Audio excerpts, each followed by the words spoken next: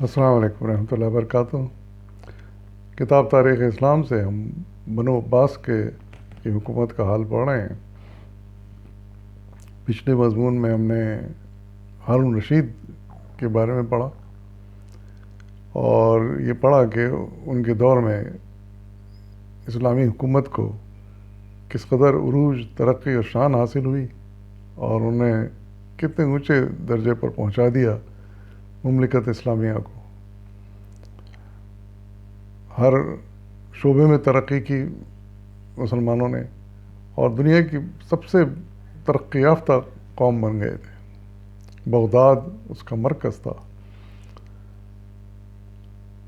اور اس ترقی میں یقیناً ہارون رشید کے انتظامات اور اس کے صلاحیتوں کا بڑا دخل تھا، لیکن اس کے علاوہ ایک قوم جو برامکی کہلاتی تھی، ان کے لوگوں نے بھی ہارون کا بہت ساتھ دیا اور بڑی مدد کی۔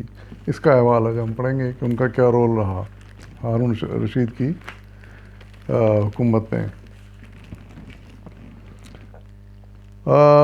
ہارون رشید کی خوش قسمتی سے اسے برمکیوں جیسے مدبر اور علم دوست وزیر میسر آ گئے تھے۔ برمکی خاندان اپنے اوصاف اور کمالات کے لحاظ سے تمام دنیا کی تاریخ میں ممتاز حیثیت رکھتا ہے۔ انہوں نے اپنے مساعی جمیلہ اور شاندار کارناموں سے عباسی حکومت کو تہذیب و علم کے لحاظ سے چار چاند لگا دیے۔ ذیل میں ان کا مختصر حال درج کیا جاتا ہے۔ برامکا کا جد اعلیٰ یعنی ان کے اول بزرگ جو تھے اس خاندان کے، برمک آتش پرستوں کا ایک مشہور اور معزز مذہبی پیشوا تھا۔ یہ سب سے پہلے ان کے جد امجد جو تھے وہ آتش پرست تھے، لیکن ان کا ایک بیٹا خالد مسلمان ہو گیا اور عباسی خلافت کے قیام میں ایک دائی کی حیثیت سے اس نے اہم خدمات سر انجام دیں۔ یعنی مسلمان بیٹے نے پھر جو تھا اس آتش پرست بزرگ کا، اس نے بہت خدمات انجام دیں۔ چنانچہ اس کے صلے میں صفا نے اپنے پہلے وزیر ابو سلمہ کے قتل پر اسے قلمدان وزارت سونپ دیا۔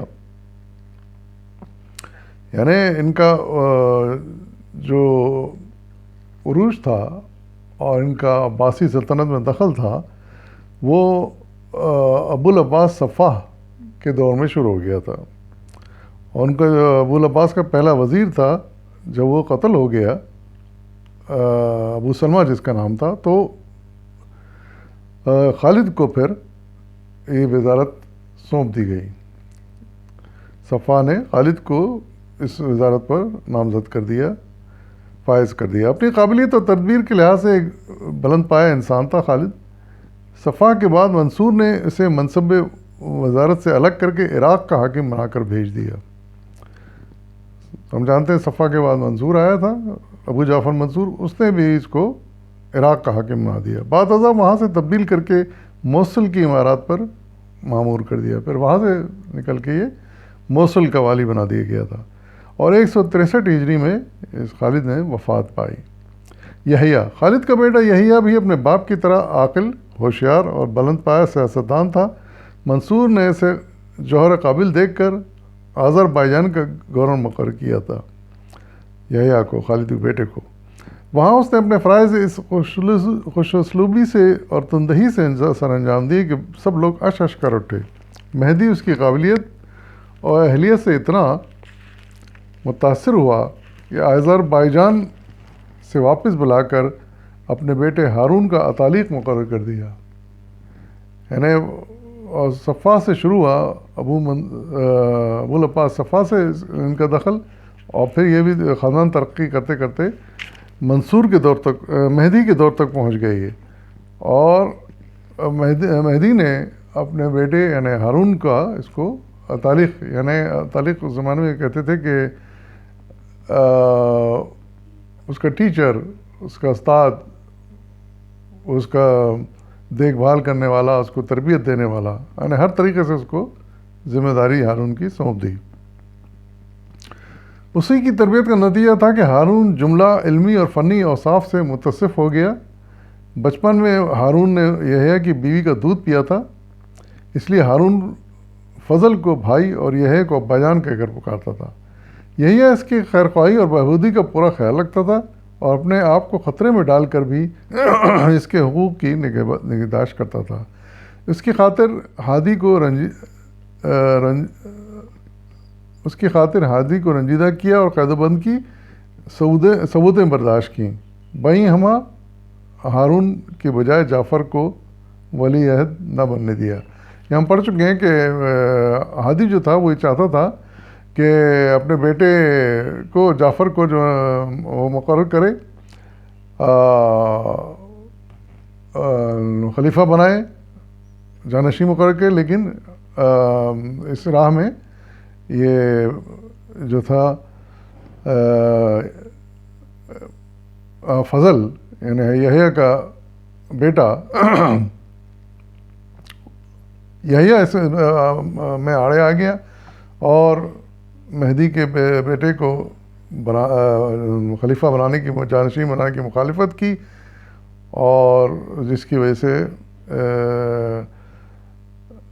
ہادی بھی اس کا کو پسند نہیں آیا اور وہ یحییٰ کا دشمن بن گیا تھا۔ مگر بہرحال اس نے جعفر کو یعنی اس کے بیٹے کو خلیفہ بننے نہ دیا اور آخر کار ہارون رشید ہی خلیفہ بنے۔ ہادی کو ان امور کی خبر ہوئی تو یحییٰ کو بلا کر ڈانٹا اور کہا کہ تم ہارون کو بہکانا چھوڑ دو ورنہ تمہاری خیر نہیں۔ یحییٰ نے مؤدبانہ جواب دیا کہ میری کیا مجال کہ آپ کی مخالفت کر سکوں، مگر اتنا ضرور ہے کہ اگر آپ نے خلیفہ مہدی کی وصیت کو نظر انداز کر کے ہارون کو ولی عہد کی ولیدی منسوخ کر دی تو عہد و پیمان کی قدر مطلقاً باقی نہیں رہے گی، اور آپ کے بعد آنے والے خود آپ کی وصیتوں پر اور پیمانوں کے خلاف ورزی کریں گے۔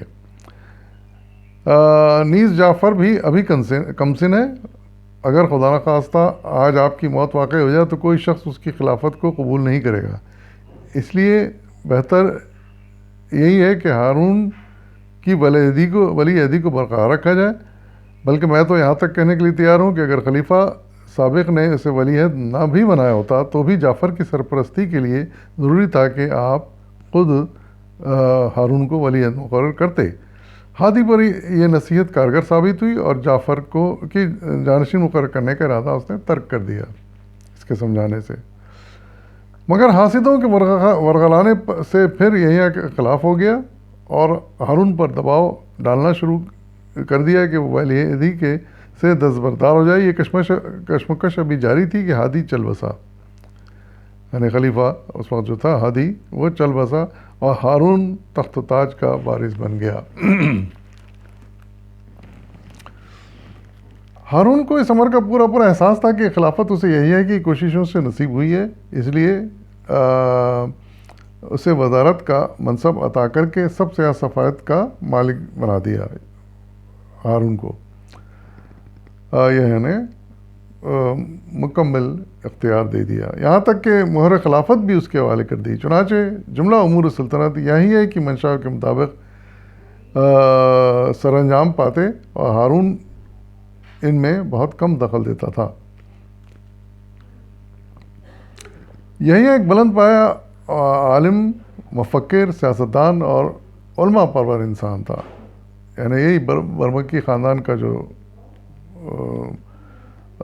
بزرگ تھا یحییٰ، وہ اس کے بارے میں کہا جا رہا ہے اس کی فیاضی اور دریا دلی کا یہ عالم تھا کہ دور و نزدیک کی ممتاز اہل فن اس کے پاس جمع ہو گئے۔ فضل یہ یحییٰ کا بیٹا تھا جو کہ ہارون کے ساتھ پلا بڑھا، اور اسی لیے ہارون جیسے کہا گیا ہے کہ اس کی ماں کو اپنی ماں کی طرح سمجھتا تھا اور یحییٰ کو باپ کی طرح سمجھتا تھا۔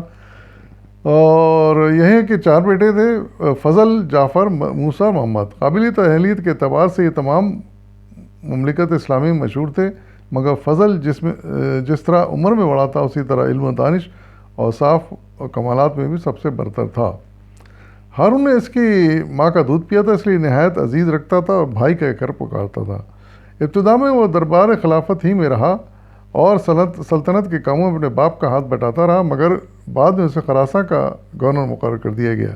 اس زمانے میں فضل کو سیر و شکار کا بڑا شوق تھا اور امارت کے فرائض کو نظر انداز کر کے سارا وقت تفریحی مشاغل میں گزارتا۔ یحییٰ کو اس کی خبر ہوئی، یعنی اس کے باپ کو، تو بڑی ڈانٹ پلائی۔ کہتے ہیں کہ اس کے بعد فضل نے لہو لعب کو بالکل ترک کر دیا اور پوری سرگرمی سے حکومت کاموں میں توجہ دینے لگا۔ باغی اور سرکش امیروں کو شکست دے کر ملک میں امن و امان بحال کر دیا اور رفاہ عام کے اتنے کام کیے کہ رعایا فارغ البال ہو گئی۔ ایک اعلیٰ پائے کا منتظم ہونے کے علاوہ فضل ایک نامور فوجی جرنیل بھی تھا۔ ویلمیوں کی مہم اس نے سر کی تھی۔ ویلمی جو کرسچن حکومتیں تھیں اسی نے سر کی تھی، اور یہ عباسی سلطنت کے خلاف آتی تھیں لڑنے کے لیے، ان کو فضل نے ہی شکست دی تھی۔ نیز اس نے اہل خراساں پر مشتمل ایک عظیم الشان فوج تیار کر کے اس کا نام عباسیہ رکھا۔ یہ دوسرا کام تھا اس کا بڑا۔ اس نے اس کے لشکر کی تعداد 5 لاکھ تک کر دی تھی۔ انتظامات اور اصلاحات کے باعث ہارون فضل سے اتنا خوش ہوا کہ خراساں کی عمارت سے بلا کر اسے اپنے مشیروں میں داخل کر لیا۔ کہتے ہیں جب یہ خراساں سے واپس آیا تو ہارون بن نفیس مع اراکین حکومت اور شہزادگان کے اس کے استقبال کو شہر سے باہر آیا۔ یعنی اتنی رسپیکٹ تھی ہارون کے در میں یہ فضل برمکی کی، جو یحییٰ برمکی کا بیٹا تھا۔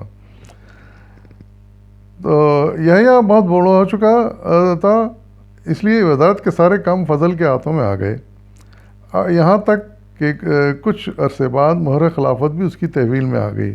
لوگ اسے وزیر صغیر کہہ کر پکارتے تھے۔ فضل بغاوت، سخاوت و فیاضی میں اپنے باپ سے بڑھا ہوا تھا۔ اپنے عہد امارات و وزارت میں اس نے لاکھوں محتاجوں اور ناداروں کے روزینے مقرر کر رکھے تھے۔ علماء، فضلہ اور دیگر اہل فن پر دریا دلی سے روپیہ صرف کرتا۔ روایت ہے کہ کبھی کوئی سوالی اس کے دروازے سے مایوس نہیں لوٹا۔ انتظامی اور فوجی قابلیت کے لحاظ سے اس کا کوئی مقابل نہ تھا۔ عفو درگزر کا یہ عالم تھا کہ اپنے جانی دشمنوں کو بھی معاف کر دیتا تھا۔ شہزادہ امین، جو کہ شہزادہ ہارون کا بیٹا تھا غالباً، شہزادہ امین کے تعلیق کے فرائض بھی فضل ہی کے سپرد تھے۔ یعنی اندازہ لگائیے اس خاندان کی اہمیت، برمکی خاندان کی اہمیت عباسی سلطنت میں، کہ کتنے قریب تھے یہ، کہ اپنے آپ کو بھائی، رشتہ دار سمجھتے تھے، اور انہوں نے برمکی خاندان میں کے لوگوں نے، خاص طور سے یحییٰ اور اس کے بیٹے فضل نے بہت اہم خدمات انجام دی عباسی سلطنت میں۔ اس کا مزید حال انشاءاللہ اگلی قسط میں پڑھیں گے۔ فی الوقت اجازت دیجیے، فی امان اللہ۔